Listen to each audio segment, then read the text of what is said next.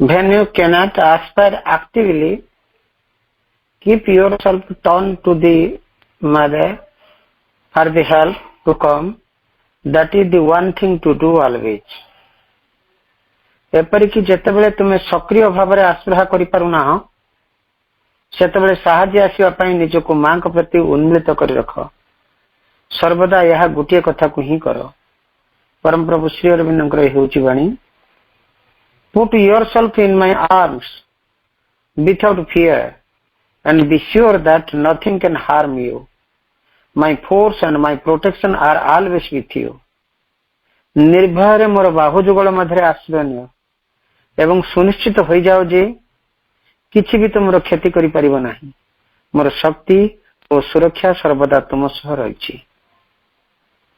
परमा भागवतजन श्रीमांकर हेउछि बाणी, परमा भागवतजन श्रीमा परम प्रभु श्री अरविंदଙ୍କ चरण कमल रे आमे अनंत कोटि प्रणाम जनाई आरंभ करबा को जाउछि आजिर ऑनलाइन श्री अरविंद एस्पिरेशन पाठचक्र कार्यक्रम। आजिर ऑनलाइन श्री अरविंद एस्पिरेशन पाठचक्र रे उपस्थित थिबा समस्त भाई अपा मान को वंदे मातरम आ प्रणाम। कार्यक्रम आरंभ रे चलंत आमे किछि क्षण निरवरि ध्यानस्थ हेबा मंत्रमय सावित्री आवृत्ति सहित। आजिर मंत्रमय सावित्री आवृत्ति पृष्ठ संख्या रही 422। आजिर मंत्रमय सावित्री को आवृत्ति करबा पई आम गहन रे अछंती नागनगर अनुगुल रु आमर अति प्रिय मामी और सपना आपा। अपा को अनुरोध करबा मंत्रमय सावित्री को से आवृत्ति करंतु। अपा समस्त silence. Savitri, Book 6, The Book of Fate, Canto 1, The Word of Fate, page 422. Behold this image cast by light and love, a stanza of the ardor of the gods, perfectly rhymed, a pillared ripple of gold, her body like a brimmed pitcher of delight, shaped in a splendor of gold-colored bronze, as if to seize Earth's truth of hidden bliss. Dream-made illumined mirrors are her eyes, draped subtly in a slumberous fringe of jade, retaining heaven's reflections in their depths. Even as her body, such is she within, heaven's lustrous morning gloriously record, like drops of fire upon a silver page, in her young spirit, yet untouched with tears. All beautiful things eternal seem and new, to virgin wonder in her crystal soul. The unchanging blue reveals its spacious thought. Marvelous the moon floats and through wandering skies, earth's flowers spring up and laugh at time and day. The charm mutations of the enchanter life race like bright children past the smiling hours. If but this joy of life could last not, nor pain, throw its bronze note into her redeemed days. Behold her, singer with the prescient gaze, and let thy blessing chant that this fair child shall pour the nectar of a sorrowless life around her from her lucid heart of love. Heal with her bliss the tired breast of earth, and cast like a happy snare felicity, as grows the great and golden bounteous tree, flowering by Alaknanda's murmuring waves, where with enamored speed the waters run, lisping and babbling to the splendor of morn, and cling with his lyric laughter round the knees of heaven's daughters, dripping magic rain, pearl bright from moon gold, limbs and cloudy hair, So are her dawns like jeweled leaves of light. So cast see her felicity on me. So cast see her felicity on me, Ma. धन्यवाद अपा आम एत जाए मंत्रमयी सावित्र आवृत्ति सहित निरवित ध्यानस्थ थिले समय कार्यक्रम आम भक्ति नैवेद्य अर्पण करवा आज कार्यक्रम भक्ति नैवेद्य अर्पण करने आम गोपीनाथपुर कटक आमर दिव्यान अपा अनुरोध करवा अपा आपण गोटे भक्ति नैवेद्य प्रभु मां चरणारविंद अर्पण करंतु अपा मो हृदय बीति पारी तुमी अच्छा रही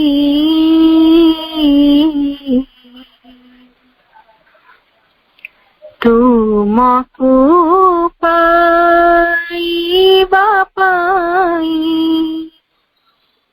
रही चाही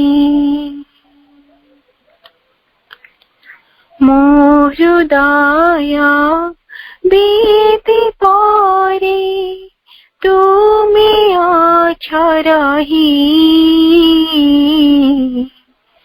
तुमको पाइबा पाई रही चाही माँ रही चाही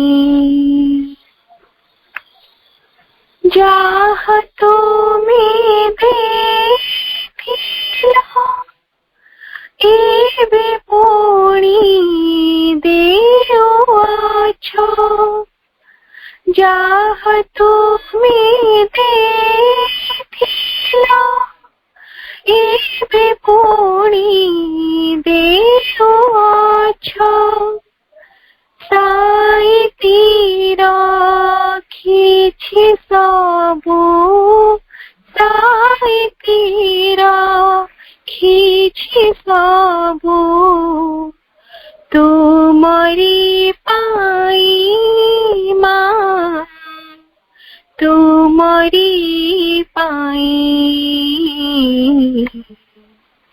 मो हृदय बीति पारिनी तुमी अच्छा रही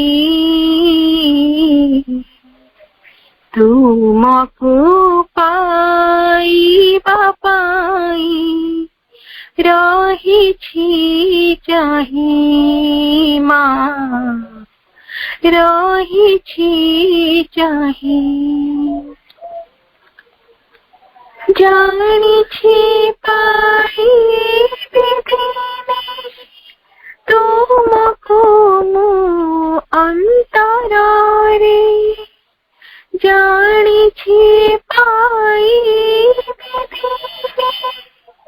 तुमको मो अंतरारे तुमी पारा मोतरी को तुमी पारा मोतरी को नीउ छबाही माँ नीउ छबाही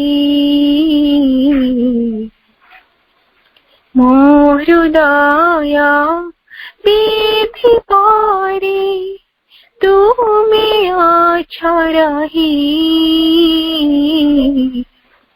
तुमको पाइबा पाई चाही माँ रही चाही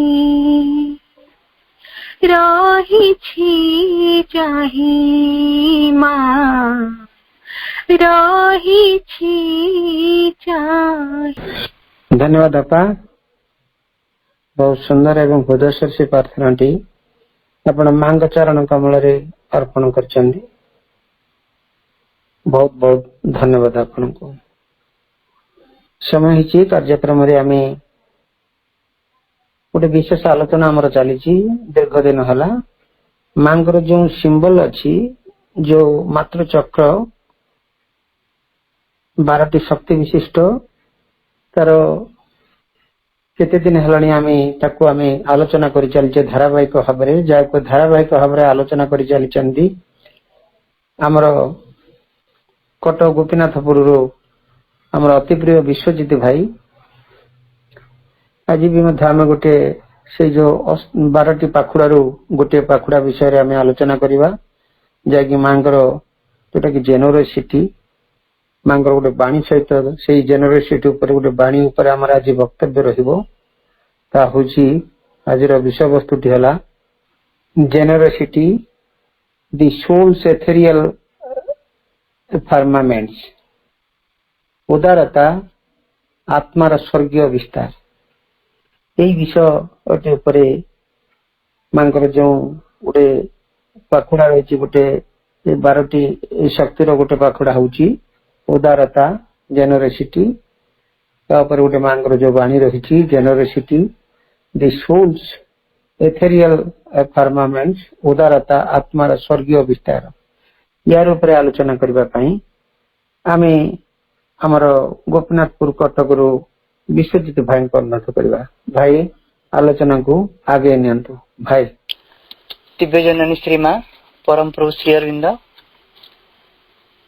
ମାଙ୍କ ଚରଣ କମଳରେ ଅଶେଷ କୃତଜ୍ଞତା ଯେ ଆମେ ସମସ୍ତେ ଆଜି ଏଇ ପ୍ଲାଟଫର୍ମରେ ଏକାଠି ହେଇପାରିଛେ।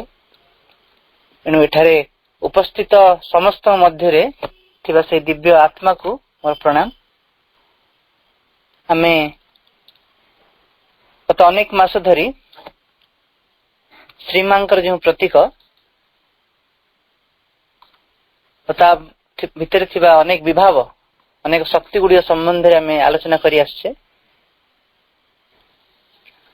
ଶ୍ରୀ ଅରବିନ୍ଦ କହୁଛନ୍ତି ଯୋଉ ମାଙ୍କ ପ୍ରତୀକର ଯୋଉ 12ଟି ପାଖୁଡା, ସେଟା ହଉଛି ମାଙ୍କର 12ଟି ଶକ୍ତି, 12ଟି ପ୍ରକାଶ, ଯିଏକି ପୃଥିବୀ ପୃଷ୍ଠରେ ଅବତରଣ କରିଛନ୍ତି ତାଙ୍କ କାର୍ଯ୍ୟକୁ ଆଗକୁ ପରିଚାଳିତ କରିବା ପାଇଁ। ତାଙ୍କର ଯୋଉ 12ଟି ବିଭାବ ଆମେ ଯାହା ଆଲୋଚନା କରି ଆସିଛେ ଗତ ଅନେକ ମାସ ଧରି, ବିନମ୍ରତା, କୃତଜ୍ଞତା, ଅଧ୍ୟବସାୟ, ଅଭିପ୍ସା, ଗ୍ରହଣଶୀଳତା, ପ୍ରଗତି, ସାହସ। ଗତ ଥର ଆମେ ଆଲୋଚନା କରିଥିଲେ ସରଳ ଭାଷାରେ କହିବାକୁ ଗଲେ ଗୋଟିଏ ଭଲ ପଣିଆ। ଆଉ ଆଜିର ଯୋଉ ବିଷୟବସ୍ତୁ ଅଛି ଉଦାରତା ଜେନେରୋସିଟି, ଆଉ ଆସନ୍ତା ଯୋଉ 2ଟି ରହିବ ସମଭାବାପନ୍ନତା ଆଉ ପ୍ରଶାନ୍ତି। ଏଇ ଯୋଉ 4ଟି ରହିଲା, ଯୋଉ ଶେଷ 4ଟି, ତାକୁ ମା କହୁଛନ୍ତି ଯେ ପ୍ରଥମ ଯୋଉ 8ଟି ଥିଲା ଆନ୍ତରିକତାରୁ ଛାଡି ଯାଇଥିଲେ, ଆନ୍ତରିକତାଠୁ ଆରମ୍ଭ କରି ସାହସ ପର୍ଯ୍ୟନ୍ତ ଏଇ 8ଟି ବିଭାବ ହଉଛି ଇଟ୍ ଇଜ ଦ ଆଟିଚ୍ୟୁଡ ଟୁୱାର୍ଡସ ଦ ଡିଭାଇନ, ଅର୍ଥାତ ଆମେ ଭଗବାନଙ୍କ ପ୍ରତି ସେଇ ପ୍ରକାର ଗୁଣ ଗୁଡିକୁ ଆମ ଭିତରେ ବିକଶିତ କରିବା ଭଗବାନଙ୍କ ପାଇଁ। କିନ୍ତୁ ଶେଷ 4ଟି ରହିଛି, ରହିଲା ଗୋଟେ ଭଲ ପଣିଆ, ଉଦାରତା, ସମଭାବାପନ୍ନତା ଆଉ ପ୍ରଶାନ୍ତି। ଏଇ 4ଟି କହୁଛନ୍ତି ଲାଷ୍ଟ 4 ଟୁୱାର୍ଡସ ହ୍ୟୁମାନିଟି। ଏଇ 4ଟି ଜିନିଷ ଆମର ମଣିଷ ଜାତିଙ୍କ ପ୍ରତି ହିଁ ଆସିବ। ତ ଆମ ଭିତରେ ଯୋଉ ଡେଭଲପ ହବ, ଜଣେ ଭଗବାନଙ୍କ ପ୍ରତି କେବେ ଉଦାର ହେଇପାରେ ନା, ଜଣେ ଭଗବାନଙ୍କ ପ୍ରତି କେବେ ଭଲ ପଣିଆ ଦେଖେଇ ପାରେ ନା, ସେଇ ଜିନିଷଟି ଏଇ ମାନବତା ପ୍ରତି ହବ, ମଣିଷ ଜାତି ପ୍ରତି ହବ। ଅର୍ଥାତ ସେଇ ବିଷୟ ବିଭାଗ ଗୁଡିକ ଯୋଉଟା କି ଭଗବାନଙ୍କର ହିଁ ବିଭାବ, ମାଙ୍କର ହିଁ ବିଭାବ, ସେଟା ଆମ ଭିତରେ ପ୍ରକାଶିତ ହବ ମଣିଷ ଜାତି ପ୍ରତି। ତେଣୁ ସେଇ ଦୃଷ୍ଟିରୁ ଦେଖିବାକୁ ଗଲେ ଆଜିର ବିଷୟବସ୍ତୁକୁ ଆମେ ସେଇ ଆଧାରରେ ଆଲୋଚନା କରିବା। ମାନବିକ ପ୍ରକୃତିର ଏହା ଏକ ଅତ୍ୟନ୍ତ ବିଶାଳ ବ୍ୟାପକ ଗୁଣ। ଆଜିର ଯୋଉ ବିଷୟବସ୍ତୁଟି ରହିଛି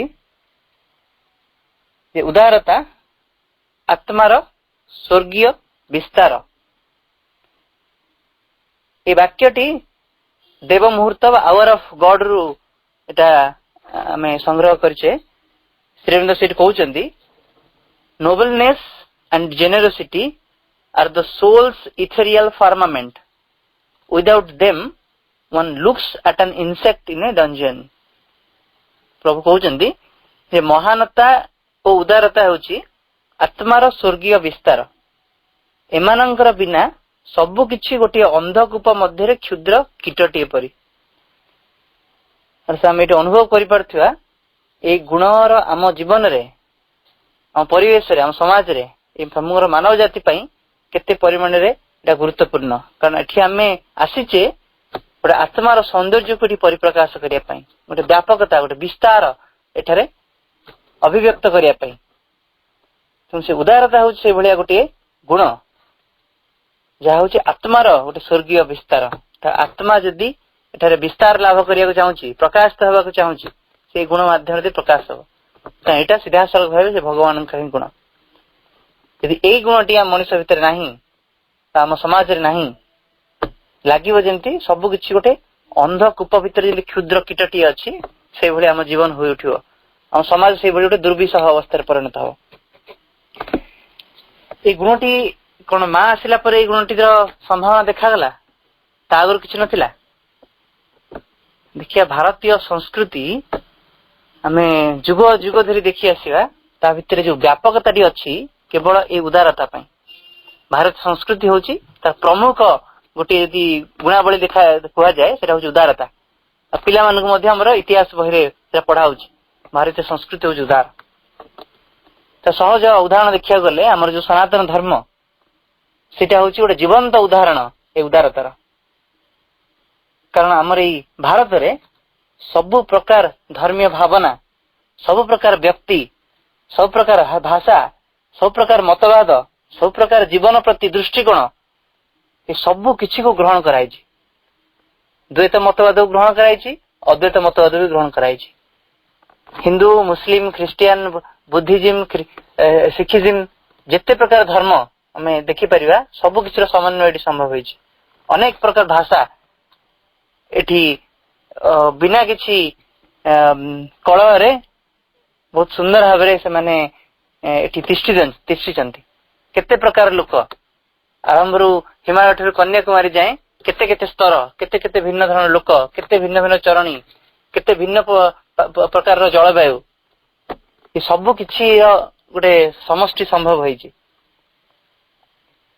केते केते प्रकार दर्शन जने आसुची आउ जन काटी दउची पुणी आउ जने आसी आउ जन काटी देइछि ये सब किछि को स्वीकार कराइछि इवन विदेश जो माने आक्रमण करचंती तांकर मध्य एपर्यंत आमे गुणगान करछे मुगल माने आक्रमण करचंती एबे भी इतिहास बही रे आमे से मुगल मानक विषय रे पढुछे केते केते सुंदर प्रशंसा गुणगान करी कोटा षडयंत्र आमे जानने किंतु प्रकृति रे भारतीय मनोभाव भारतीय संस्कृति व्यापकता एते भितर गोटे उदारता भर रही सबु किसी ग्रहण करनवा सबु किसी निजर करनवा हम संस्कृति रे जिते व्यावधि पर विभाग जो रही खाद्य हो वस्त्र हो केते केते प्रकार जिनसर सम्मेलन गुड़िक घटी सबु किसी आम बिना किसी द्विधारे स्वीकार करी आसछे अनेक वर्ष धरी अनेक जुग जुग धरी आम टिके मन पकेवा केते केते उदाहरण आम पाइबा से उदारता गुणटी प्रकृति कौन तार यदि झलक टी पाइबा चाहिए आम आम अतीत भितर को जीवा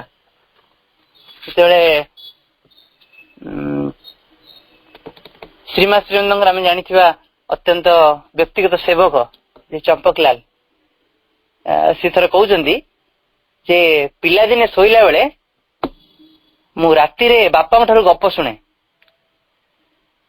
बापा हेतरे महाभारतर जो वीर योद्धा कर्ण कहानी से कहती से कर्ण कहानी शुणी से कहते पिला दिन मु चाहती मु कर्ण पर दानी हेबी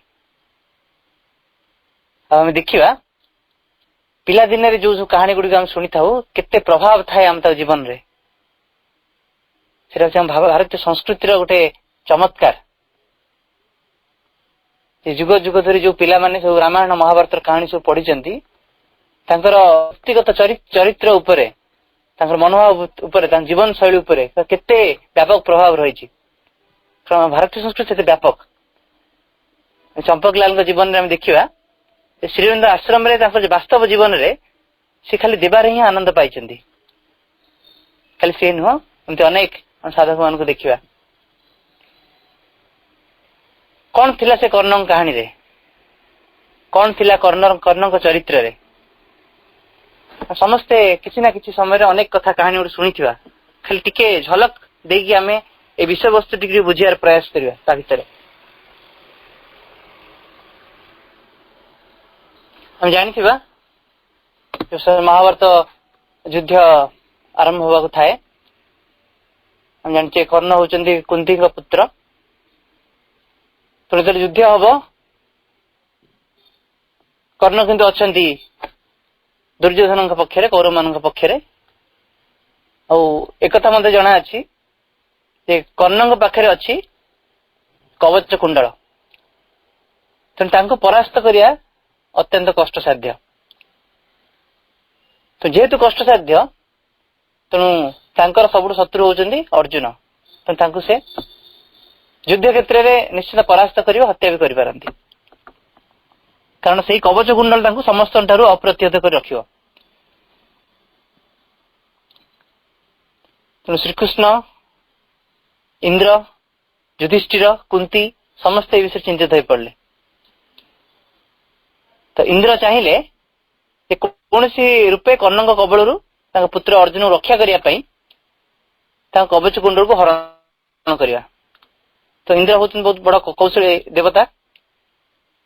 ତେଣୁ ସିଏ ଜାଣିଛନ୍ତି ଯେ କର୍ଣ୍ଣଙ୍କ ପାଖରେ ଯୋଉ ତାଙ୍କ ଦାତା ପଣିଆ ଅଛି, ତେଣୁ ତାଙ୍କର ସେଥିରେ ଉଦାରତାର ପଟାନ୍ତର ନାହିଁ। ତେଣୁ ତାର ଗୋଟେ ସୁଯୋଗ ନେଇ ସେ ବ୍ରାହ୍ମଣ ବେଶରେ କର୍ଣ୍ଣଙ୍କର ସେ କବଚ କୁଣ୍ଡଳ ଭିକ୍ଷା କରିବେ ବୋଲି ସ୍ଥିର କରିଛନ୍ତି। ତା ପୂର୍ବରୁ କର୍ଣ୍ଣଙ୍କ ଯିଏ ପିତା କି ସୂର୍ଯ୍ୟଦେବ, ସେ କଥା ଜାଣିପାରିଛନ୍ତି ଯେ ଇନ୍ଦ୍ର ଏଇ ପାଇଁ ଆସିବେ। ତାଙ୍କୁ ସେ କର୍ଣ୍ଣଙ୍କୁ ଏଇଟା ସ୍ୱପ୍ନ ମାଧ୍ୟମରେ ସେ ଜଣେଇଛନ୍ତି ଆଉ ସତର୍କ କରାଇ ଦେଇଛନ୍ତି ଯେ ଯେତେବେଳେ ସେ ଇନ୍ଦ୍ରଦେବ ବ୍ରାହ୍ମଣ ବେଶରେ ଆସିବେ, ତାଙ୍କୁ ସେ କହିଦେବେ ଯେ କବଚ କୁଣ୍ଡଳ ଛାଡି ଯାହା କିଛି ସେ ଚାହୁଁଛନ୍ତି ତାହେଲେ ସେଇଟା ସେ ଦେଇପାରିବେ, ଖାଲି କବଚ କୁଣ୍ଡଳ ସେ ଦେବେନି। ସେ ଶପଥ କରିଛନ୍ତି ଯେ କବଚ କୁଣ୍ଡଳ କାହାକୁ ଦେବେନି। କର୍ଣ୍ଣ ଜାଣିପାରିଲେ ଏ ଶରୀରରୁ କବଚ କୁଣ୍ଡଳ ଯଦି ଛିନ୍ନ କରି ଦେଇ ଦଉଛନ୍ତି, ତାହେଲେ ଅର୍ଜୁନଙ୍କ ହାତରେ ତାଙ୍କ ମୃତ୍ୟୁ ସୁନିଶ୍ଚିତ। କିନ୍ତୁ ଜୀବନ ଭୟରେ ସେ ସ୍ୱାର୍ଥ ଲାଗି ଯୋଉ ଦାନର ଆଦର୍ଶ ସେ ମୂଳରୁ ଅନୁସରଣ କରୁଛନ୍ତି, ତାକୁ ଯେ ସେ ତ୍ୟାଗ କରୁଛନ୍ତି, ସେ ଅନୁଭବ କରୁଛନ୍ତି ଏଇଟା ମତେ ନୈତିକ ସ୍ତରରେ ଅତ୍ୟନ୍ତ ଯନ୍ତ୍ରଣା ଦବ। ଆଉ ସେଇ ଯୋଉ ଯନ୍ତ୍ରଣା ମୃତ୍ୟୁ ଯନ୍ତ୍ରଣା ଠାରୁ ବି ବଳିଯିବ। ତେଣୁ ପରଦିନ ଯେତେବେଳେ ସୂର୍ଯ୍ୟୋଦୟ ସମୟରେ କର୍ଣ୍ଣ ସୂର୍ଯ୍ୟଙ୍କୁ ପ୍ରାର୍ଥନା କରି କହୁଛନ୍ତି ଯେ ହେ ସୂର୍ଯ୍ୟଦେବ, ମୋର ସ୍ୱପ୍ନ ଯଦି ସତ୍ୟ ହେଇଥାଏ ତାହେଲେ ଆପଣ ମତେ ଆଶୀର୍ବାଦ କରନ୍ତୁ, ଯେମିତିକି ବ୍ରାହ୍ମଣ ରୂପୀ ଇନ୍ଦ୍ରଙ୍କୁ ମୁଁ ମୋର କବଚ କୁଣ୍ଡଳ ଦାନ କରିବାକୁ ଅସ୍ୱୀକାର ନ କରେ। କାରଣ ମୁଁ ମୋ ଜୀବନ ଠାରୁ ଅସତ୍ୟ ଆଚରଣକୁ ବେଶୀ ଭୟ କରେ। ଆଉ ଯୋଉ ସତ୍ୟ ମୁଁ ମୂଳରୁ ଘୋଷଣା କରିଛି ସେଥିରେ ଯେପରି ମୁଁ ଭ୍ରଷ୍ଟ ନ ହୁଏ। ସୂର୍ଯ୍ୟଦେବ ଅନୁଭବ କରିଛନ୍ତି ଯେ ତାଙ୍କ ପୁତ୍ରଙ୍କର କେତେ ମହାନ ଉଦାରତା। କହୁଛନ୍ତି ଠିକ ଅଛି, ଯୋଉ ପରୀକ୍ଷା, କଠୋର ପରୀକ୍ଷା ତମ ପାଇଁ ଆସୁଛି, ସେଥିରେ ଉତ୍ତୀର୍ଣ୍ଣ ହେବା ପାଇଁ ମୁଁ ଆଶୀର୍ବାଦ କରୁଛି। ତ ପରଦିନ ମଧ୍ୟାହ୍ନରେ ସେଥିରେ ସୂର୍ଯ୍ୟ ଉପାସନା ସେ କରିସାରିଛନ୍ତି। ସେଥିରେ ବ୍ରାହ୍ମଣ ବେଶୀ ଇନ୍ଦ୍ର ସିଏ ଆସି ପହଞ୍ଚିକି ଭିକ୍ଷା କରିଛନ୍ତି ଯେ ମତେ ସେ କବଚ କୁଣ୍ଡଳଟି ଆବଶ୍ୟକ। ସେ କହୁଛନ୍ତି ଯେ ହେ ବ୍ରାହ୍ମଣ, ଏପରି ଦାନ ମାଗିବା ମତେ ମନେ ହଉଛି ଏଟା ଉଦ୍ଦେଶ୍ୟ ମୂଳକ। ନିଶ୍ଚିନ୍ତ ରୂପେ କେବଳ ଦେବରାଜ ଇନ୍ଦ୍ର ହିଁ ନିଜ ପୁତ୍ର ଅର୍ଜୁନକୁ ବଞ୍ଚିବା ଲାଗି ଏମିତି ଦାନ ମାଗିପାରନ୍ତି, କିନ୍ତୁ କର୍ଣ୍ଣ ଆପଣଙ୍କୁ କେବେ ବି ନିରାଶ କରିବ ନାହିଁ। ଏତିକି କହି ସେ ତାଙ୍କ ଯୋଉ ଖଣ୍ଡା ଥିଲା ସେ ସାହାଯ୍ୟରେ ନିଜ ଦେହରୁ ସେ କବଚ କୁଣ୍ଡଳକୁ ଛେଦନ କରିଛନ୍ତି ଆଉ ଅତ୍ୟନ୍ତ ପ୍ରଫୁଲ୍ଲତାର ସହିତ ସେ ବ୍ରାହ୍ମଣ ବେଶୀ ଇନ୍ଦ୍ରଙ୍କୁ ସେଟା ସେ ପ୍ରଦାନ କରିଛନ୍ତି। ଆଉ ସଙ୍ଗେ ସଙ୍ଗେ ସେତେବେଳକୁ ଆକାଶରୁ କର୍ଣ୍ଣଙ୍କ ଉପରେ ପୁଷ୍ପ ବୃଷ୍ଟି ହେଇଛି ଆଉ ତାଙ୍କ ଦେହରେ କ୍ଷତର ଚିହ୍ନ ବର୍ଣ୍ଣ ବି ରହିନି। ଆଉ ତାଙ୍କର ସେଇ ଅସାଧାରଣ ମହାନୁଭବତାକୁ ଦେଖି ସ୍ୱୟଂ ଇନ୍ଦ୍ର ବି ବିସ୍ମୟ ଅଭିଭୂତ ହୋଇ ଉଠିଛନ୍ତି। ଆମେ ଏଠି ଅନୁଭବ କରୁଥିବା ଯେ ସେଇ ଯୋଉ ଦାନ ପଣିଆ ମହାନୁଭବତା କର୍ଣ୍ଣଙ୍କ ପାଖରେ ତାଙ୍କ ଆଜୀବନ ରହିଛି, ଜୀବନର ଶେଷ ପର୍ଯ୍ୟନ୍ତ ସେ ଜିନିଷଟି ରହିଛି। କୁନ୍ତୀ ମଧ୍ୟ ତାଙ୍କୁ ନିଜର ପରିଚୟ ଦେଇକି ଆସି ମାଗିଛନ୍ତି ଯେ ଗୋଟେ ସର୍ପାସ୍ତ୍ର କେବଳ ସେ ଅର୍ଜୁନଙ୍କ ପାଖରେ ଥରେ ହିଁ ପ୍ରୟୋଗ କରିବେ, କାରଣ ଦ୍ୱିତୀୟ ଥର ପ୍ରୟୋଗ କଲେ ସେ ଶ୍ରୀକୃଷ୍ଣ ବଞ୍ଚେଇ ପାରିବେନି, ଅର୍ଜୁନ ସେଥିରେ ପରାଜିତ ହେବେ, ମୃତ ହେବେ। ତେଣୁ ସେ ତାଙ୍କୁ ମାଗିଛନ୍ତି ଆସି ସର୍ପାସ୍ତ୍ର ସେ ଥର ମାତ୍ର ପ୍ରୟୋଗ କରିବେ ଅର୍ଜୁନଙ୍କ ଉପରେ, ଦ୍ୱିତୀୟବାର ସେ କରିବେ ନାହିଁ। ସେ କଥା ବି କର୍ଣ୍ଣ स्वीकार कर जाइछन्ति। रण क्षेत्र रे जो समय युद्ध चली से समय अर्जुन तीर मारुचंती कर्ण को और सब जन तीर पाखरे जाई गली पड़ुछि।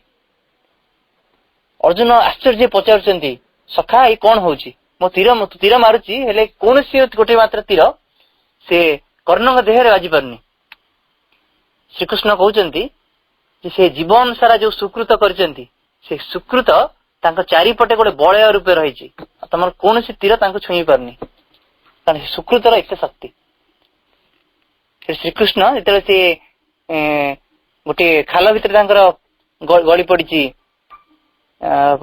चकटी से उठिया जाऊँच श्रीकृष्ण से समय जाऊँच गोटे ब्राह्मण वेश छद्म वेश जाऊँच मागी से ब्राह्मण कहते आप कौन मुझे दान करें आप समय कौन आसचंती। श्रीकृष्ण कहते जे तम जीवन सारार सुकृत मते दियो।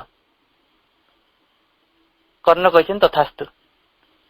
तापर श्रीकृष्ण फेरी जिते निरस्त्र कर्ण को देखी अर्जुन को कहते यही समय तुम तीर मार तीर निश्चित बाज।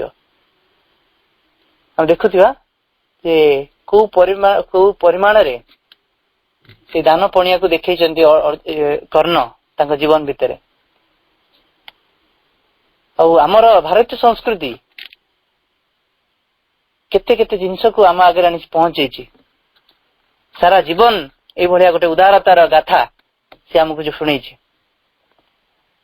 तो ता भितर भारतीय संस्कृति जो प्रवेश करिवो तो निश्चिंत रूपे से यही प्रकार चमत्कार गुण गुड़िकर अधिकारी हो कारण ता रक्त रे सब जिनस प्रभावित होगा आरंभ करिवो।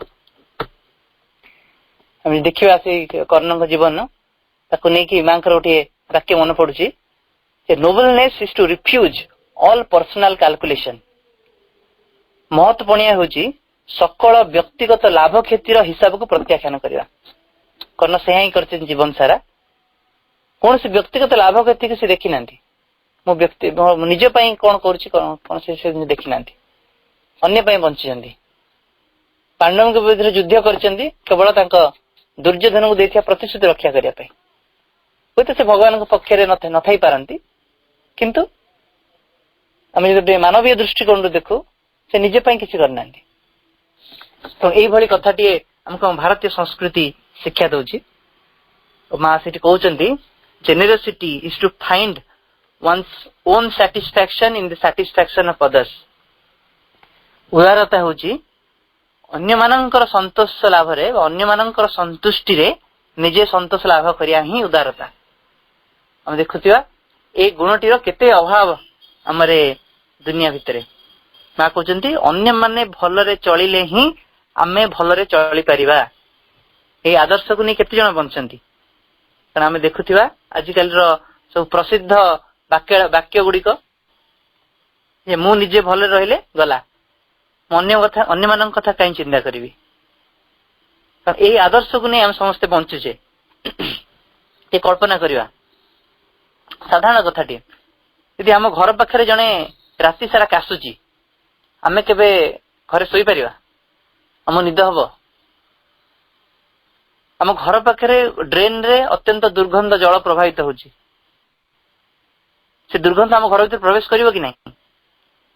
आम घर आग रास्ता रे अलिया गदा है यदि पवन देला से अलियार किसी अंश आम घर भीतर प्रवेश करिवो कि नहीं।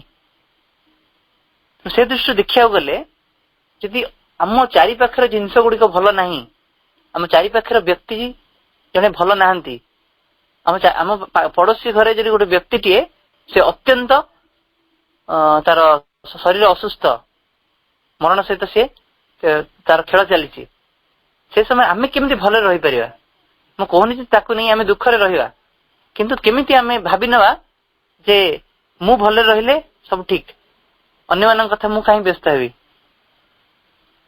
पुणी आउ केते जण जुक्ति करी बसंती मु निजे तो ठीक रे नहीं अन्य मानू कौन ठीक करेबी पुणी आउ केते जण कहंती कादुरे गोड़ पुरेबू कहीं और गोड़ धोइबू कहीं एई भली मनोभाव नहीं आम जीवन टी को बंचुचे किंतु सेठी आम मन पकेवा समस्त शुणी जीशुख्रीष्ट कहानी निज शेष निश्वास से उदारता देखई चलते जी जहा करू एते असह्य जंत्रणा दौ ଯେତେ ଯାହା କହୁ, ଯେତେ ଯାହା ଗାଳି ମନ୍ଦ କରୁ, କିନ୍ତୁ ଶେଷ ପର୍ଯ୍ୟନ୍ତ ସେ ଦେଇ ଚାଲିଛନ୍ତି। ଆମର ବର୍ତ୍ତମାନର ସମାଜର ମନୋଭାବ ଓ ଆମେ ଯୋଉ ଜ୍ୱଳନ୍ତ ଉଦାହରଣ ଗୁଡିକୁ ଦେଖି ଆସୁଛେ, ସେଥିରେ କେତେ ଆକାଶ ପାତାଳ ତଫାତ। ସାଧାରଣ ଗୋଟେ ଦେଖିବା, ଗୋଟେ ଉଦାହରଣ କହୁଛି, ଆମରି ଏଇ କିଛି ବର୍ଷ ତଳ, ମାନେ ପାଖାପାଖି 60-70 ବର୍ଷ ତଳର କଥା, ହଁ ସେଇ ସମୟର କଥା। ମୋ ଗାଡିରେ ଯାଉଥାନ୍ତି ଆମ ସେ ସମୟର ରେଳ ମନ୍ତ୍ରୀ ଗୋଟେ ଜନସଭାରେ ସେ ଯୋଗ ଦେବାକୁ। ସେ ମନ୍ତ୍ରୀ ବହୁତ ପ୍ରସିଦ୍ଧ ଏଥିପାଇଁ ଯେ ସେ ବହୁତ ସମନ୍ୱୟବର୍ତ୍ତୀ, ବହୁତ ସରଳ, ବହୁତ ଦରଦୀ, ଅମାୟିକ, ନୀତିନିଷ୍ଠ। ସେ ବାଟରେ ଯାଉଛନ୍ତି, ଅଧ ବାଟରେ ତାଙ୍କ ଗାଁର ଦଳେ ଲୋକେ ତାଙ୍କୁ ଗାଡିକୁ ଅଟକେଇ ଦେଲେ। ଆଉ ଜଣା ପଡିଲା ଯେ ଗାଁର ଜଣେ ଆସନ୍ନ ପ୍ରସବ ମହିଳା, ସେ ତୁରନ୍ତ ଡାକ୍ତରଖାନାରେ ପହଞ୍ଚିବା ଦରକାର, ନହେଲେ ବିପଦର ସମ୍ଭାବନା ଅଛି। ଆଉ ସେତେବେଳେ ଗାଁରେ କିଛି ଗାଡି ମଟର ସୁବିଧା ନଥାଏ, ଆଉ ଏଣେ ମହିଳାଙ୍କ ଯନ୍ତ୍ରଣା ବଢି ବଢି ଚାଲିଥାଏ। ତେଣୁ କିଛି ଉପାୟ ନ ପାଇ ସେ ଯେକୌଣସି ଗୋଟେ ଗାଡି ଆସୁଥିଲା ତାକୁ ଅଟକେଇ ଦେଇଛନ୍ତି, ଆଉ ଜାଣିନାହାନ୍ତି ସେଟା ମନ୍ତ୍ରୀଙ୍କ ଗାଡି ବୋଲି। ତେଣୁ ମନ୍ତ୍ରୀଙ୍କ ଯୋଉ ବ୍ୟକ୍ତିଗତ ସହାୟକ ଥିଲେ, ସେ ତାଙ୍କୁ ଜଣେଇଦେଲେ ତାଙ୍କ ଅନୁରୋଧ ରକ୍ଷା କରାଯାଇ ପାରିବ ନାହିଁ, କାରଣ ସଭା ଆରମ୍ଭ ହେବାକୁ ସମୟ ହେଇଗଲାଣି। ଆଉ ଯଦି ଆମେ ଏଇ କାର୍ଯ୍ୟଟି କରୁ, এই ମହିଳାଙ୍କୁ ଏବେ ନେଇକି ଯାଉ ଡାକ୍ତରଖାନା, ବହୁତ ବିଳମ୍ବ ହେଇଯିବ। ଆଉ ମନ୍ତ୍ରୀ ଯଦି ଠିକ ସମୟରେ ପହଞ୍ଚି ପାରିବେନି, ଏଇଟା ତାଙ୍କର ନୀତି ଓ ସ୍ୱଭାବର ବିପରୀତ। କିନ୍ତୁ ଠିକ ଏଇ ସମୟରେ ସେ ମନ୍ତ୍ରୀ ଜଣଙ୍କ ଗାଡିରୁ ଓହ୍ଲେଇ ପଡିଲେ, ଆଉ ମହିଳାଙ୍କୁ ଆଣି ଗାଡିରେ ବସିବାକୁ ସେ କହିଲେ, ଆଦେଶ ଦେଲେ। ଗାଁ ଲୋକ ସେତେବେଳକୁ ଆନନ୍ଦରେ ଅଧୀର ହେଇଗଲେ, ଆଉ ସାଙ୍ଗେ ସାଙ୍ଗେ ମନ୍ତ୍ରୀଙ୍କର ସେ ଆଦେଶକୁ କାର୍ଯ୍ୟକାରୀ କଲେ। ଆଉ ମନ୍ତ୍ରୀଙ୍କ ଯୋଉ ବ୍ୟକ୍ତିଗତ ସହାୟକ, ସେ କହୁଛନ୍ତି, ସାର୍ ଆପଣଙ୍କର ତ ସଭାରେ ପହଞ୍ଚିବାର ନିର୍ଦ୍ଧାରିତ ସମୟ ହେଇଗଲାଣି, ଆପଣ ଯଦି ଏବେ ଗାଡିକୁ ଡାକ୍ତରଖାନା ନେଇକି ଯିବେ, ସେଠି ତ ପହଞ୍ଚିବା ଆପଣଙ୍କ ବିଳମ୍ବ ହେଇଯିବ। ଏଇ ଜିନିଷଟା ଆପଣ ନିଜେ ହିଁ ପସନ୍ଦ କରନ୍ତିନି, ଆପଣ କେମିତି କହୁଛନ୍ତି? ସେ ମନ୍ତ୍ରୀ ସାଙ୍ଗେ ସାଙ୍ଗେ ତାଙ୍କୁ କହୁଛନ୍ତି, ସେ ବାବୁ, ମୁଁ ଜଣେ ସେବକ, ଜନସାଧାରଣଙ୍କ ସେବା କରିବା ପାଇଁ ମୁଁ ମନ୍ତ୍ରୀ ପଦରେ ଅବସ୍ଥାପିତ ହେଇଛି। ଏସବୁ ମିଛ କଥା ନୁହେଁ, ଏବେ ଗୋଟେ କଳ୍ପନା ଭଳି ଲାଗିପାରେ, ବାସ୍ତବରେ ଘଟଣାଟି ଘଟିଥିଲା। କହୁଛନ୍ତି ଯୋଉ ଜନସାଧାରଣଙ୍କ ସଦିଚ୍ଛା, ସମର୍ଥନ ଆଉ ସହଯୋଗରେ ହିଁ ମୁଁ ଗୋଟେ ପ୍ରତିନିଧି ହିସାବରେ ନିର୍ବାଚିତ ହେଇଛି, ତାପରେ ମୁଁ ମନ୍ତ୍ରୀ ହୋଇଛି। ଆଜି ଜଣେ ମା ସେ ଯନ୍ତ୍ରଣାରେ ଜର୍ଜରିତା, ସେ କାମ କେବଳ ମୋର ନୁହେଁ, ପ୍ରତ୍ୟେକ ମଣିଷର ଏଇଟା ଗୁରୁତ୍ୱପୂର୍ଣ୍ଣ। ଏଇଟା ହଉଛି ଜନସେବା। ଏଇ ସବୁ ଲାଗି ହିଁ ଆମ ରାଜନେତା ମାନେ ପ୍ରତିଶ୍ରୁତିବଦ୍ଧ ହେଇଛନ୍ତି। ଆଉ ଯଦି ମନ୍ତ୍ରୀ ହୋଇକି ମୁଁ ଜନସାଧାରଣଙ୍କ ସେବା କରିପାରିଲିନି, ତାହେଲେ ମୋ ମନ୍ତ୍ରୀ ପଦରେ ଆଉ କଣ ମୂଲ୍ୟ ରହିଛି? ମନେ ରଖ, ସଭାରେ ଟିକେ ଯଦି ବିଳମ୍ବରେ ପହଞ୍ଚେ, ତାହେଲେ କେବେ କୋଉ ଲୋକ ମୃତ୍ୟୁ ମୁଖରେ ପଡିବେନି। କିନ୍ତୁ ଏବେ ଯଦି ମୁଁ ସାମାନ୍ୟ ବିଳମ୍ବ ଆମେ କରିଦଉଛେ, ତାହେଲେ ଏ ମାଙ୍କ ଅବସ୍ଥା କଣ ହବ ତମେ ଅନୁମାନ କରିପାରୁଛ? ଆଉ ତା ଛଡା ମନ୍ତ୍ରୀ ହେଲେ ବି ମୁଁ ଜଣେ ମଣିଷ, ଜଣେ ସମ୍ବେଦନଶୀଳ ବ୍ୟକ୍ତି। ଆଉ ଏଇ ଯଦି ମୁଁ କାର୍ଯ୍ୟଟି ନ କରୁଛି, ତାହେଲେ ମୁଁ ନିଜ ନିକଟରେ ଦୋଷୀ ହୋଇଯିବି। ଭଗବାନ ମତେ କ୍ଷମା କେମିତି କରିବେ? ତାପରେ ସାଙ୍ଗେ ସାଙ୍ଗେ ସେ ମହିଳାଙ୍କୁ ଡାକ୍ତରଖାନା ନେଇକି ଯାଇଛନ୍ତି, ସବୁ ସୁବିଧା ବ୍ୟବସ୍ଥା କରିଛନ୍ତି। ତାପରେ ସଭାସ୍ଥଳକୁ ଯାଇଛନ୍ତି। ତାଙ୍କ ବ୍ୟକ୍ତିଗତ ସହାୟକ ଜଣଙ୍କ ଏସବୁ ମୁଗ୍ଧ ହେଇ ସେ ଦେଖୁଛନ୍ତି। ତାପରେ ମନେ ମନେ ଭାବୁଛନ୍ତି, ଇଏ ଜଣେ କପଟି ଆଉ କ୍ଷମତା ଲୋଭୀ ରାଜନେତା ନୁହନ୍ତି, ଇଏ ଜଣେ ଦେବତା ତୁଲ୍ୟ ବ୍ୟକ୍ତି, ଯଥାର୍ଥ ଜନସେବକ।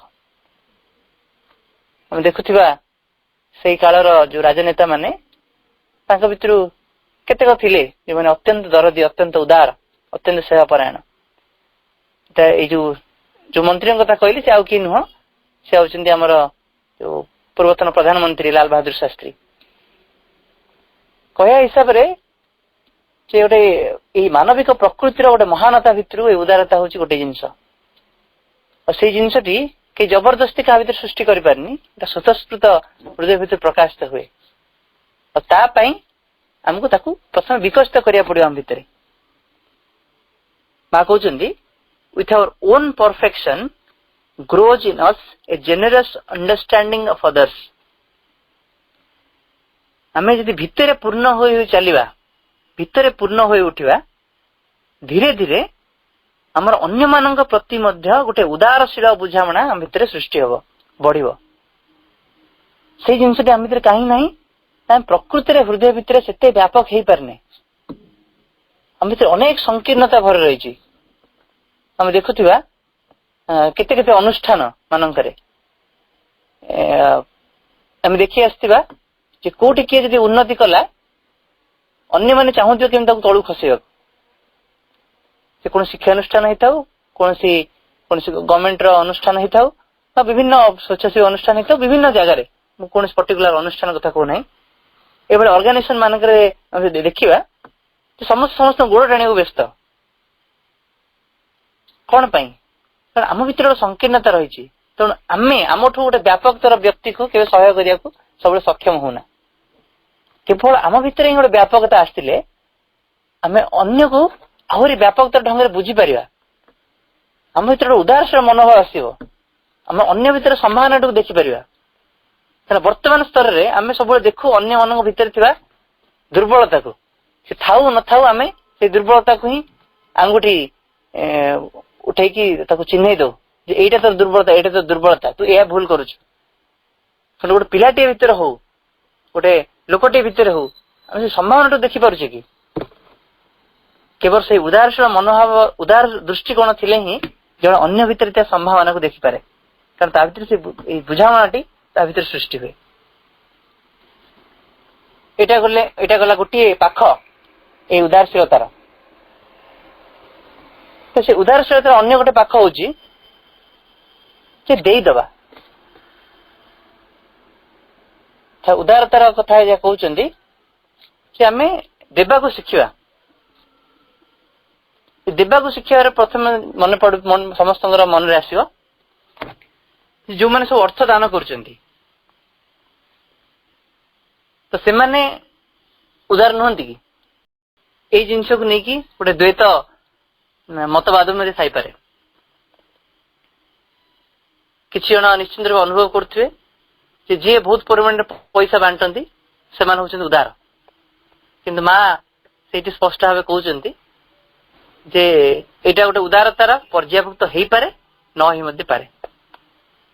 ଏଇଟା କେମିତି ସମ୍ଭବ? ତା ପୂର୍ବରୁ ଆମେ ଗୋଟେ ଧନୀ ବ୍ୟକ୍ତିର ସଂଜ୍ଞା ଭିତରେ ପ୍ରବେଶ କରିବା। ଆଉ ସମସ୍ତେ ଭାବୁ ଯେ ତା ପାଖରେ ସିନା ପଇସା ଅଛି ବୋଲି ସେ ବାଣ୍ଟି ଦଉଛି, ସେ ଉଦାର ହେଇପାରୁଛି। ମୋ ପାଖରେ ତ ପଇସା ବେଶୀ ନାହିଁ, ମୋ ପାଖରେ ତ ଜିନିଷ କିଛି ନାହିଁ, ମୁଁ ବାଣ୍ଟିବି କେମିତି? ମୁଁ ଉଦାର କିପରି ହୋଇପାରିବି?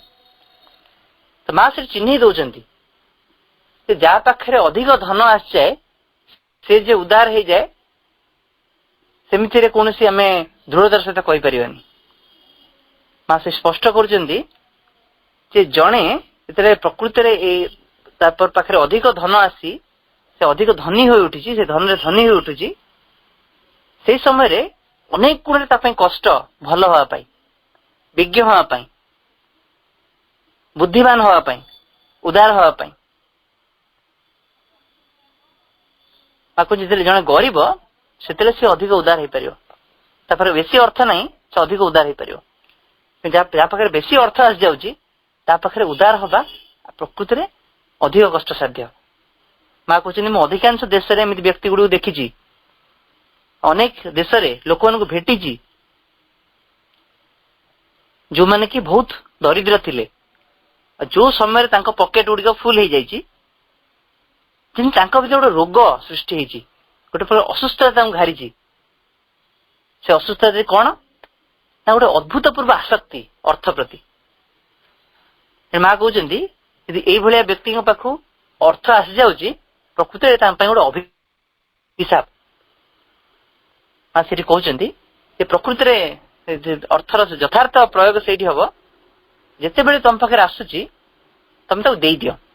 ଆମେ ଭାବିପାରିବା ଯୋଉଠି ନାଇଁ ପାଇବା ତାକୁ ଅର୍ଥ ଗୁଡୁ ସେଇଠି ଉପଯୋଗ କରିଦେବା।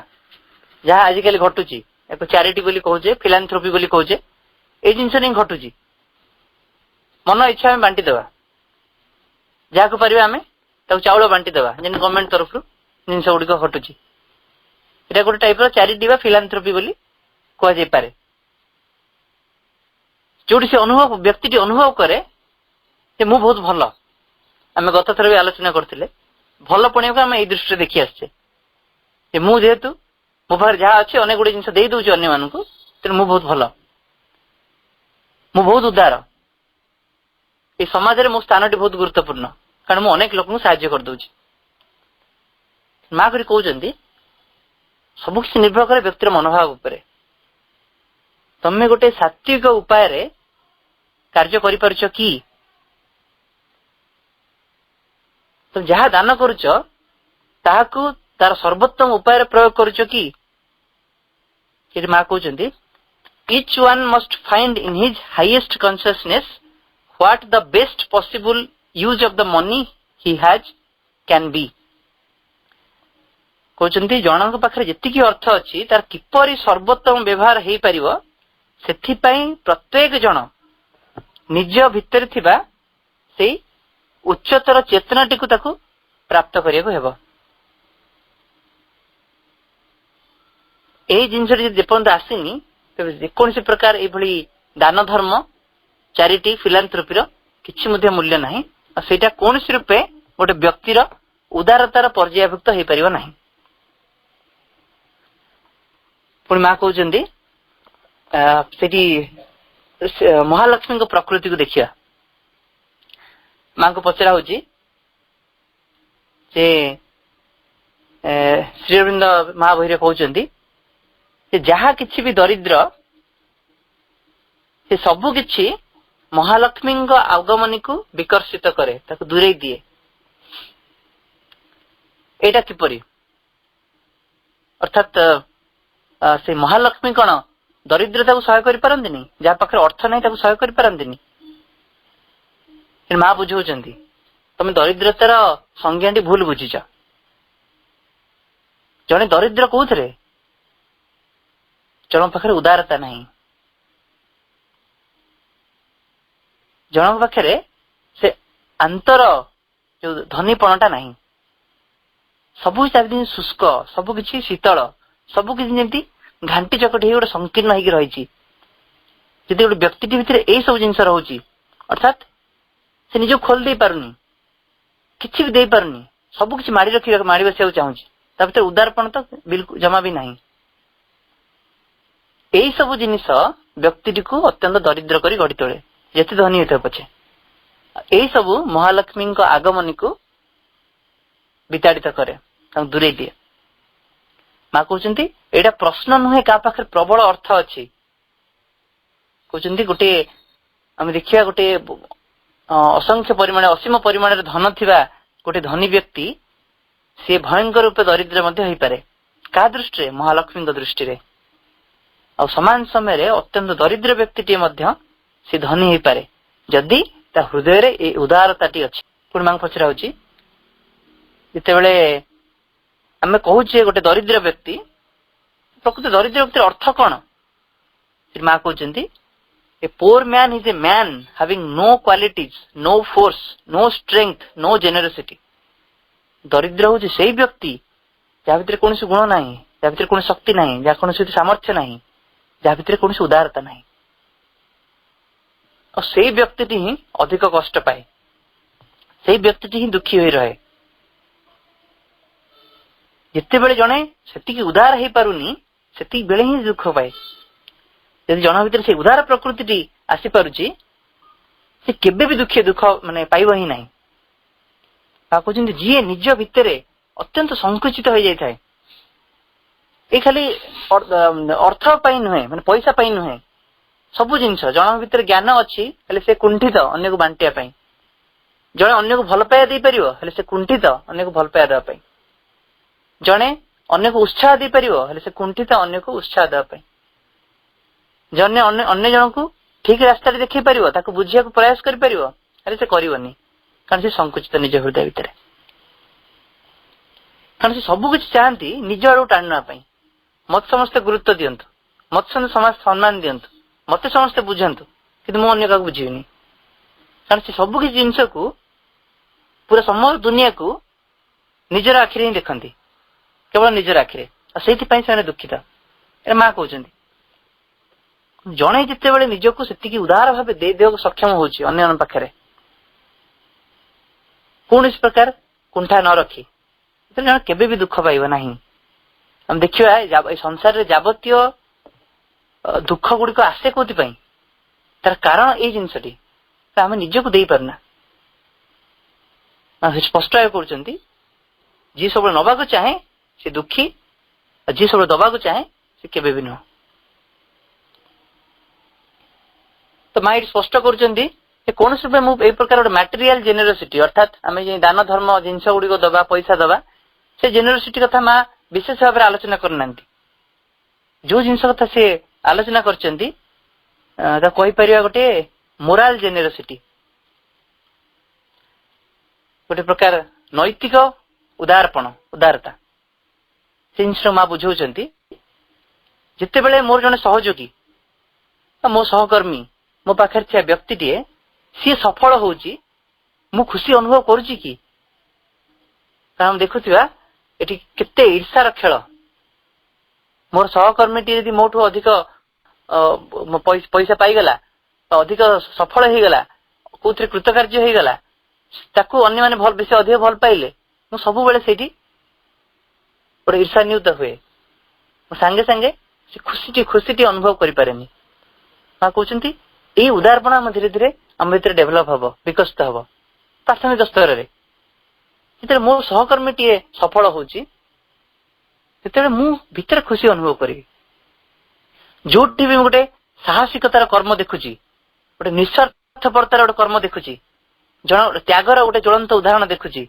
मु ता भितरे एमिति गोटे सौंदर्य को अनुभव करुची जोटा मते आनंद दउची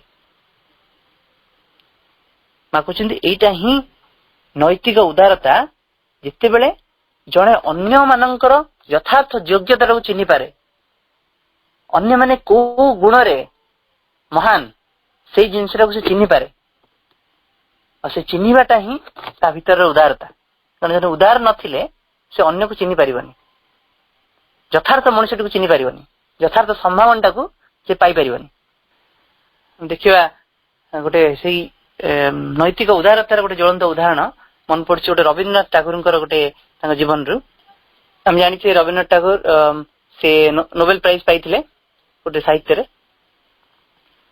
से सम्मान पाइले भारत हो देश विदेश रु अनेक देश रु प्रति अभिनंदन स्वर छुटी आसला कि जन पड़ोशी एसबू कथा से लक्ष्य करुले किंतु टागोर को से अभिनंदन जन दूर कथा मुंड टेक चाहू ना आम एमती उदाहरण भी देखी आम जीवन में ये जिन घटुला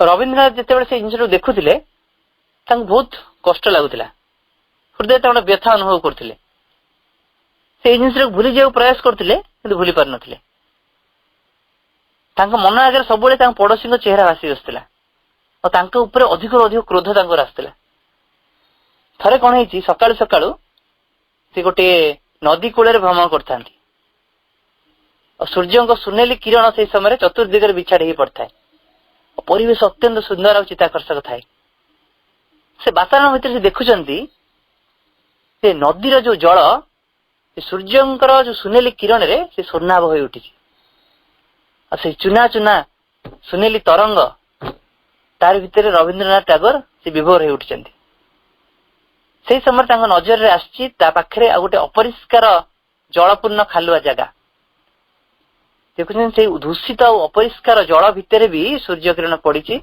सूर्य किरण पड़ी तार अपूर्व वर्ण छिटा से सृष्टि कर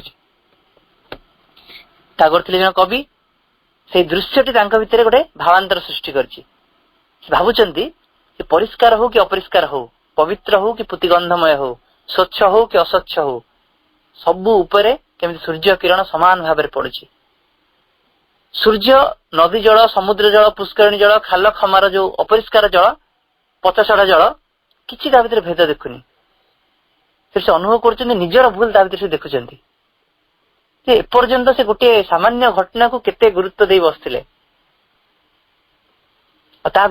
भितर मानसिक शांति और स्थिरता से हर बसते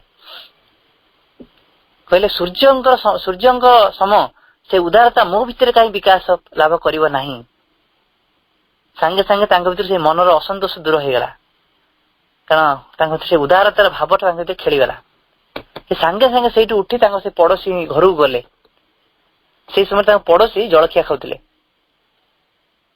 पड़ोशी आश्चर्य हो गले टागोर हठात पशि प्रणाम जनइले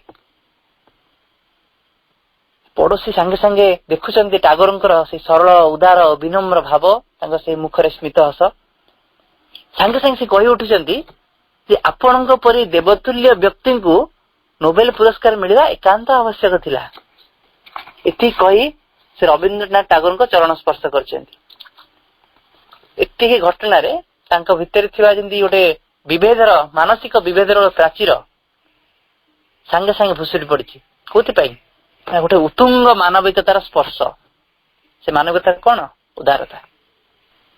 ମା ଗୋଟେ ଜାଗାରେ କହୁଛନ୍ତି, ଯୋଉ ଧମ୍ମପଦ କଥା ଗୁଡିକ ଅଛି, ଜଣେ ଯେତେବେଳେ ନିଜକୁ କହୁଛି ଯେ ମୁଁ କେତେ ଭଲ, ମୁଁ କେତେ ଭଲ, ସେଥିପାଇଁ ମୁଁ ଭଲ ଅନୁଭବ କରିବି, ଏଇଟା ଗୋଟେ ପିଲାଣିଆମି। ପ୍ରକୃତରେ ତମ ଭିତରେ ସେ ଭଲ ପଣିଆଟି ଅଛି, ତମ ଭିତରେ ଅତ୍ୟନ୍ତ ସୁନ୍ଦର, ଅତ୍ୟନ୍ତ ଉଦାର, ଅତ୍ୟନ୍ତ ପ୍ରକୃତିରେ ମହାନୁଭବତା ତମ ଭିତରେ ଅଛି।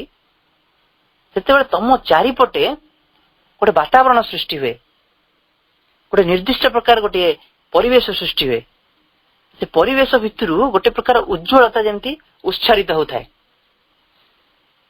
କହୁଛନ୍ତି ଏଇଟା ହଉଛି ସେଇ ଗୁଣର ଗୋଟେ ପ୍ରକାଶ। ତମ ଭିତରେ ଯଥାର୍ଥରେ ସେଇଭଳିଆ ଭଲ ପଣିଆଟି ଅଛି, ଉଦାରତାଟି ଅଛି, ସେଇ ମହାନୁଭବତାଟା ଅଛି। ସେ ଗୋଟେ ପ୍ରକାର ଯେମିତି ସୂର୍ଯ୍ୟଙ୍କ କିରଣ ଯେମିତି ବିକୃତ ହଉଛି, ସେଇଭଳିଆ ଗୋଟିଏ ଉଜ୍ଜ୍ୱଳତା ସେ ତମ ଚାରିପାଖେ ସୃଷ୍ଟି କରେ। କହୁଛନ୍ତି ତମେ ତାର ଭିତରେ, ମା କହୁଛନ୍ତି ତମେ ନିଶ୍ୱାସ ନଉଥାଅ ତା ଭିତରେ, ତମେ ଗୋଟେ ଫୁଲଟିଏ ଭଳି, ଫୁଲଟିଏ ସୂର୍ଯ୍ୟ ପାଖରେ ଫୁଟି ଉଠେ, ତମେ ସେମିତି ଫୁଟି ଉଠିଥାଅ। ତମ ଭିତରେ ଯେମିତି ଗୁଡେଇ ତୁଡେଇ ହେଇ କିଛି ଗୋଟେ ସଂକୁଚିତ ହେଇ ରହିଛି, ସେଟା ଆଉ ରହେନି। କିଛି ବି ବିଟରନେସ୍, କିଛି ବି ଯୋଉ ମନ୍ଦ ଜିନିଷ ଗୁଡା ତମ ଭିତରେ ରହେନି। ଗୋଟେ ଘୃଣା ଭାବ ହଉ, ଗୋଟେ କଡା ଭାବ ହଉ ତମ ଭିତରେ ରହେନି। କିଛି ବିଦ୍ରୋହ ରହେନି, କିଛି ବି ଦୁଃଖ ରହେନି। ସ୍ୱତଃସ୍ଫୂର୍ତ୍ତ ଭାବେ ତମ ଚାରିପାଖର ପରିବେଶ ଉଜ୍ଜ୍ୱଳ ହୋଇ ଉଠେ, ଆଉ ତମ ଚାରିପାଖର ଯୋଉ ବାୟୁ ଯେମିତି ଗୋଟେ ଆନନ୍ଦ ଭିତରେ ପରିପୂର୍ଣ୍ଣ ହେଇଯାଏ। କହୁଛନ୍ତି ଏଇ ବାୟୁକୁ ତମେ ନିଜ ଭିତରେ ଗ୍ରହଣ କରିଥାଅ। ତମ ଶରୀରରେ, ତମ ଶରୀର ବାହାରେ, ତମ ଜାଗ୍ରତ ଅବସ୍ଥାରେ, ଶୋଇବା ଅବସ୍ଥାରେ, ତମ ଜୀବନରେ, ତମ ଜୀବନ ପରବର୍ତ୍ତୀ ମୁହୂର୍ତ୍ତରେ, ଏ ସବୁ କିଛି ତମକୁ ଗୋଟେ ନୂଆ ଜୀବନ ଆଡକୁ ନେଇଯାଉଥାଏ। କହୁଛନ୍ତି ପ୍ରତ୍ୟେକଟି ଏଭଳିଆ ଯଦି କିଛି ଭୁଲ କାର୍ଯ୍ୟ ହଉଥାଏ, ସେ କଣ କରେ? ଆମ ଭିତରେ ଯେମିତି କିଛି ଗୋଟେ ଜଳେଇ ଦଉଥାଏ। କିନ୍ତୁ ପ୍ରତ୍ୟେକଟି ଭଲ ଜିନିଷ, ପ୍ରତ୍ୟେକଟି ଏଭଳି ଉଦାର କାର୍ଯ୍ୟ, ଏ ସବୁ କିଛି ଗୋଟେ ଆଲୋକକୁ ଡାକି ଆଣେ, ଗୋଟେ ଆନନ୍ଦକୁ ଡାକି ଆଣେ। ଏମିତି ଗୋଟେ ଆନନ୍ଦ, ଏମିତି ଗୋଟେ ସୂର୍ଯ୍ୟ କିରଣ, ଯାହା ଭିତରେ ଦେଇ ଫୁଲ ଗୁଡିକ ଫୁଟି ଉଠନ୍ତି। ଏହି ମାନବିକ ପ୍ରକୃତିର ଗୋଟେ ମହନୀୟତା, ଏଇ ଜିନିଷକୁ ଆମେ ଯେତେ ଯେତେ ଅନୁଭବ କରିବା, ସେତେ ଏତେ ଆମ ଭିତରେ ବ୍ୟାପକ ହେଉଠିବ। କହୁଛନ୍ତି ଯେ ସେ ଉଦାର ହବା କେବଳ ବାହାର ସ୍ତରରେ ନୁହେଁ, କେବଳ ସ୍ଥୂଳ ସ୍ତରରେ ନୁହେଁ, ହୃଦୟରେ ବି ଆଉ ମନରେ ବି।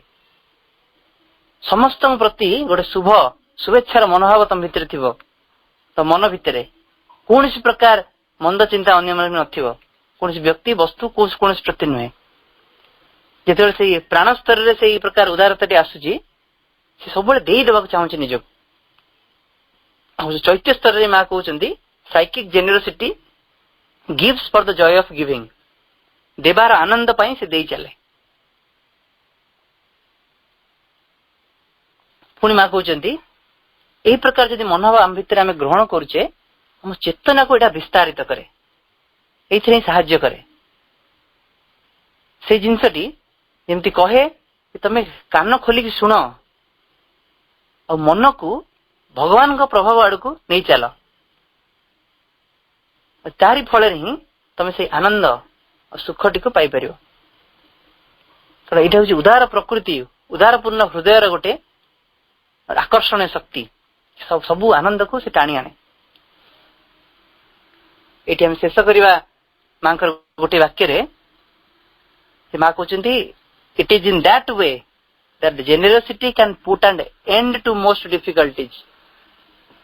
ପୂର୍ବରୁ ବି ଆଲୋଚନା କରୁଥିଲେ, ଏ ସଂସାରରେ ଯାବତୀୟ ଦୁଃଖ କଷ୍ଟ ଦୂର ହେଇପାରନ୍ତା ଯଦି ପ୍ରତ୍ୟେକ ବ୍ୟକ୍ତି ସେ ଉଦାର ହେଇପାରନ୍ତା। କାରଣ ଉଦାରତା ସେ ଆନନ୍ଦକୁ ଡାକି ଆଣେ। ଯେତେ କଷ୍ଟ ଭିତରେ ଥିଲେ ବି ଜଣେ ସେ ଉଦାରତା ନିଜ ପାଇଁ, ଅନ୍ୟମାନଙ୍କ ପାଇଁ ସେ ଆନନ୍ଦ ଡାକି ଆଣିବ। ସେଥିପାଇଁ ମା କହୁଛନ୍ତି ଏଇ ଉଦାରତା ଏ ସମାଜର, ଏ ପୃଥିବୀର ଅଧିକାଂଶ କଷ୍ଟବୋଧକୁ, ଅଧିକାଂଶ ଦୁଃଖକୁ ଦୂର କରିଦେବାର ତା ପାଖରେ ସାମର୍ଥ୍ୟ ଅଛି। ଗୋଟେ ଛୋଟ ଉଦାହରଣ, ଗୋଟେ ବନ୍ଦର ପାଖରେ ଗୋଟେ ବୁଢୀଟେ ବସିଥାଏ। और से बंदर जहाज आसी पहुंचला जहाज अनेक व्यक्ति ओह्लैले से बुढ़ी बस भिक मागुए व्यवसायी आसला व्यवसायी से बाट देकी बुढ़ीर आहा चुचु कहीकि 100 टंका बढ़ेदेला बुढ़ी भितर किसी भावांतर सृष्टि हेलानी परवर्ती मुहूर्त आउ गोटे धनी व्यक्ति आसला अनेक गुड़े खाद्य से किनिथिला जो किछि खाई बाकी तक नौला से फोपाड़िया को देखला बुढ़ी टे बसची से खाद्य पुड़ियाड़ी ताको बढ़ेदेला तथापि बुढ़ी भितर किसी भावांतर सृष्टि हेलानी पुणी आउ गोटे पिलाटीए छोट पिलाटीए सी जहाज गोटे भेस रु फूल किसी संग्रह करथिला से बाटे जाऊ जाऊ से बुढ़ी आड़ को अनेक हसीदेला हसिकी गोटे फूल दादर बाहर करी से बुढ़ी हाथ को बढ़ेदेला बुढ़ी ता पाकुआ पाटे ताकू भी देखी चाही सेमती गोटे स्मित हस देला पिलाटी सेमती हसी से विदाय नेला 3टी घटना 3टी जिनस देखिले बुढ़ी आवश्यकता थिला पैसार आवश्यकता थिला खाद्यर आवश्यकता थिला ताकू से आनंद दे पारानी किंतु गोटे छोट पिलाटर केवल फूलटीए ता भीतर मुहर गोटे खुशी भरदेला ये जिनसटी तो आवश्यक आम आम चारि पाखे से प्रकार गोटे आनंद गोटे खुशी वितरण करिपरिबा तार माध्यम भिन्न भिन्न हो पारे कि फूल दे करिपारे कि सुंदर यथार्थ साहाय्य दे करिपारे तो माँ आमको बारंबार स्मरण कर दउचंदी कि तमे यथार्थ साहाय्य तो करिवो यथार्थ साहाय्य करिवो से समय बुढ़ीटर हुए आवश्यकता थिला जो प्रकार दुख भितर से रहउची किंचित ता भितर गोटे हसटी फुटई दवा से हसटी फुटई दिले दिन सारा उपास रही भी आनंद रही पारे से आनंद तार किछि दिन पाई मध्ये ता भितर सेटा स्थिर होइक रही पारे 100 टंका खाद्य पुड़िया ए सब हुए तो क्षणिक पई साहाय्य करि पारे किंतु ता पई गोटे परमानेंट सॉल्यूशन आनी परिबा नाही तो हमें उदार हबा किंतु माँ कहते उदार हवा पाई उदार है कि तुम जहाँ दान करिया जाऊच दवा चाहूच तापाई तुम यथार्थ चेतनाटी रहा आवश्यक आम जाचे माँ केते गुड़े उदाहरण जमती जड़े साधक व्यक्ति जनक माँ को अनेक गाली भर्सना दौला अनेक कथा से माँ को आसी कहे सी अनेक साधक मैंने कंप्लेन कले माँ आपन को से आसी एते गाली भर्सना दौची आप किसी भी कहूना कौन पाई माँ सांगे सांगे कहते सी एटा तार प्रथम मनीष जन्म तार से पशु प्रकृति को छाड़ी पारनी तेणु जेहेतु मुझे जानी से प्रकृति कौन ताकू जब मु गाली देवी ताकू विताड़ित करदेवी तार विकास संभावना रही देख माँ उदारता कौ स्तर आसूची अर्थात से यथार्थ चेतना जाए पहुंची व्यक्ति कौटा आवश्यक कौटा अनावश्यक से चिन्ह पार्टी सामान समय शुणी जन साधक जन से क्षीर पी जाते डाइनिंग रु अन्य कंप्लेन कले और प्रमाण आनी देखले माँ कहले से साधक जन पूर्व जन्म जड़े बिले थे प्रथम मनीष जन्म तेणु तापाई आउ गोटे अधिक गोटे लिटर क्षीर मगाला समस्त आश्चर्य होते तेणु आमको यथार्थ रूपे साहाय्य करने अन्य सक्षम हाँ पड़ो से माने सक्षम हाँ चाहूँ आम भितर आम से व्यक्ति यथार्थ आवश्यकता को चिन्ह भी समान परिमाण में अधिक गुरुत्वपूर्ण से ही आम यथार्थ उदारता आम भितर विकसित कर और यथार्थ दानटी यथार्थ समय यथार्थ व्यक्ति को दे परिवा फल ही आम से जो दिव्य प्रकृति मानवीय पृथ्वी प्रकाश थवा चाहूँगी तार आम अधिकारी हो पार तो ये आज आलोचना रखा माँ को प्रार्थना करवा आम भितर आम समाज रे आमर परिपार्श्व ये उदार गुणटी विकसित हो आम माँ यथार्थ कर्मीटीए हो योग्य हो उठू ये अभिप्सार सहित माँ को अशेष कृतज्ञता जन आज आलोचना ये रखुची victory to the divine mother. धन्यवाद भाई बहुत सुंदर एवं हृदयग्राही कथा गुड़िक आपण कहले माँ जो शक्ति नहीं माँ ये जो विश्व को से परिचालना करुचंती ये गुणटी ये जो उदारता गुण ये उदारतार बहुत मत उदाहरण भी आपण ताकू देइचंदे एवं आम वास्तविक या ही हमको जीवन को अधिक रुद्धिमंत शुद्धिमंत एवं दिव्यत्व विकसित करिबार ये यथेष्ट सहायक हब सेतिपई मां से गुणटी को संचारित करिदेबा पई आम मानक भितरे तांकर संतान मानक भितरे से गुणटी को मध्य से नि आसीचंदी अहम निज परवेति गुणनाम अहम निज परवेति गणनाम लघुचेतासम उदार चरितानंत वसुधैव सकुटुम्बकम। ए उदारता कथा आगुरु मध्य हमर माज आसीबा पूर्वर भी यहाँ अच्छी जे से गुणटी मध्य माँ जेहेतु दिव्य जननी से आगुरु ही गुणटी विश्व लीला से प्रदान करथिले एवं निजे भी जतले मानुष शरीर नहीं आसिले से गुण मध्य तांकर से नहीं आछंती एवं ताकू मध्य से आश्रम रे अनेक साधक भितर ए कथार उदाहरण मध्य आपण जहा देले ताहा भी मध्य घटी जाइए से जो झलक देले से बिले क्षीर खाइबा कथा आउ भी गोटे कथा से कहिचंती जे गोटे साधक जड़े मां निकट को टंकाटे पठेइथिला तार अर्जित माने बहु कष्ट लब्ध अर्जित गोटे टंका पठेइथिला आश्रम कार्य विनियोग करिया पई से जे साधक जे नैथिले पैसा अनेक पैसा से नैथिले साधक अन्य मानकठु मध्य नैथिले मां को सब प्रदान कला बेले माँ भी मध्य से जो साधकटी जो जी की माने चाहिला टंकाटे दबा पई माता को कहले से टंकाटी मध्य आण माँ जानी पारुथिले जे अंतर चेतना कथा जो आपण कहले ठीक कथा चेतना रे भी मध्य उदारता रहिबा दरकार बाह्यतः जो रहिबो ता माने अंतर चेतना भी मध्य सेही गुळे रहिबा को पड़ियो उदारता सेही भीतर पर्यंत जीवा को पड़ियो उदारता केवल बाहर रहिबो नहीं उदारता अंतर चेतना भीतर को मध्य से उदारता रहिबा आवश्यकता अछि। धन्यवाद भाई बहुत सुंदर आलोचना पे आपको बहुत बहुत धन्यवाद।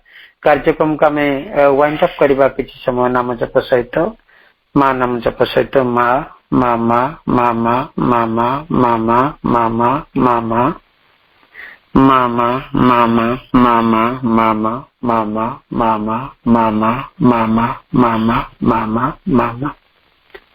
आज कार्यक्रम उपस्थित थिबा समस्त भाई बापा मान को पुणी थे वंदे मातरम तथा प्रणाम जनाई। भाई को बहुत बहुत धन्यवाद अनंत कोटि प्रणाम जनाई। आज कार्यक्रम को ये विरति घोषणा कल कार्यक्रम ओभर समस्त को ओभर।